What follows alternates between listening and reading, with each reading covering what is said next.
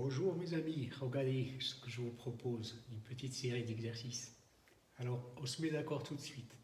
Je vous la donne, vous la cherchez un peu et je reviendrai après pour la correction. Donc ça va être une vidéo très courte.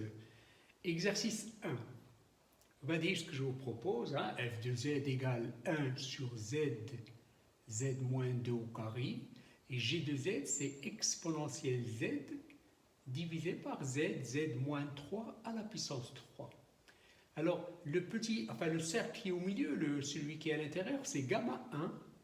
C'est le cercle de centre O et de rayon 3 demi. Ça ne se voit pas bien, c'est 3 demi. 3 divisé par 2. Le grand cercle, gamma 2, c'est le cercle de centre O, le même centre, l'origine, et de rayon 5 demi. 5 divisé par 2. Et la question est la suivante. Calculez l'intégrale de f de z sur gamma 1. L'intégrale de f de z sur gamma 2. Calculez l'intégrale de g de z sur gamma 1 et l'intégrale de g sur gamma 2.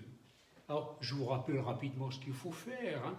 Si vous avez l'intégrale d'une fonction sur un contour fermé, vous regardez les pôles, vous cherchez les pôles de cette fonction, mais attention, les pôles qui sont à l'intérieur de ce contour. Vous calculez le résidu en ces pôles, en chacun de ces pôles, vous faites la somme des résidus et vous multipliez par 2pi. Et ça, c'est ce qu'on appelle le théorème des résidus. L'intégrale sur le contour est égale à 2pi fois la somme des résidus des pôles qui sont à l'intérieur de ce contour. Ne prenez pas en considération les pôles qui sont à l'extérieur, tout simplement. Bien. Exercice 2, c'est écrit en petit, je vais vous lire ça. En utilisant le théorème des résidus. Donc, il faut utiliser le théorème des résidus. Calculer I0. C'est l'intégrale de moins l'infini à plus l'infini de 1 sur 1 plus x à la puissance 4 dx. C'est exactement la même intégrale que j'avais proposée la dernière fois. I1, c'est l'intégrale de moins l'infini à plus l'infini de x plus 1 sur 1 plus x carré. Attention, le tout au carré. Donc, il va y avoir des pôles d'ordre 2, certainement. Alors, je vous fais remarquer que pour le I0 et pour le U1, c'est la même méthode qui s'applique. On prend f de z égale des pointillés, et le contour, Je vous laisse réfléchir. J0, c'est l'intégrale de 0 à 2pi de cos t sur 3 plus cos t dt. C'est là aussi que je l'avais proposé. Et J1, c'est l'intégrale de 0 à 2pi de 1 sur 5 moins 2 sinus t au carré dt.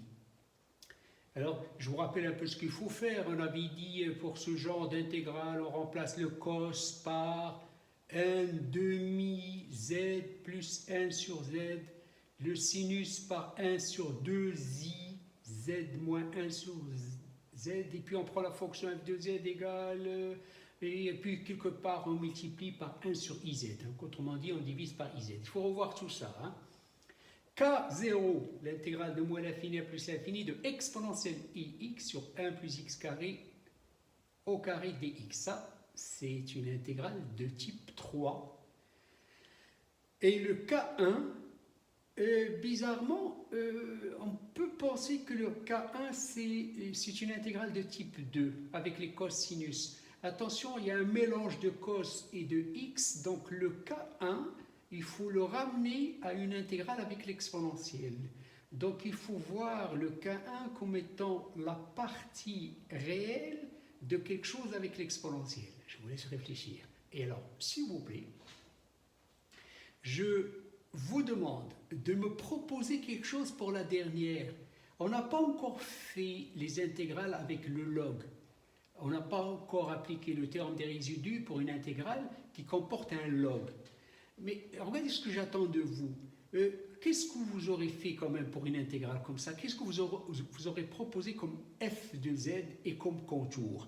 Attention, la valeur de l'intégrale ne m'intéresse pas. Ce qu'elle vous, c'est pas ça que je vous demande. Je vous demande des idées. Qu'est-ce que vous proposez pour ça?